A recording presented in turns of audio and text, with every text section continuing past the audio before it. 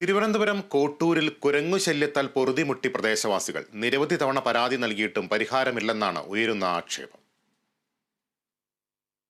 നേരം പുലർന്നാൽ സന്ധ്യയാകും വരെ കുരങ്ങന്മാരുടെ ശല്യം സഹിക്കവയ്യ. വാതിലുകളും ജനലുകളും പൂട്ടിയിട്ടാലും ചില്ലുകൾ തകർത്ത് വീടിനകത്ത് കയറും.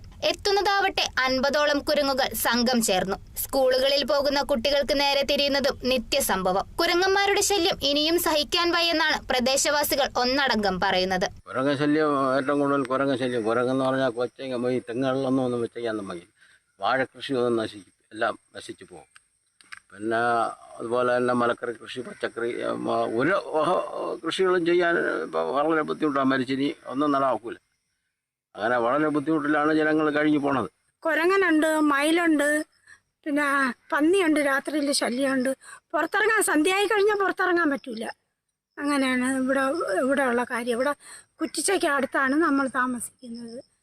പിന്നെ ഇവിടെ അടുത്തൊക്കെ പോത്തൊക്കെ വന്നെന്ന് ആളുകൾ കണ്ട് ഇവിടെ പരുത്തിപ്പള്ളിയിലൊക്കെ അങ്ങനെ ശല്യം എല്ലാം ഉണ്ട്. എല്ലാം ഭയങ്കര ശല്യമാണ്. പഞ്ചായത്തിൽ പരാതി കൊടുത്തിട്ടുണ്ട്. നമ്മളെ MLA ശബരിനാഥ് MLA ഫോട്ടോയൊക്കെ എടുത്തുകൊണ്ട് ഒരുപാട് പരാതിയൊക്കെ പറഞ്ഞിട്ടുള്ളതാണ്.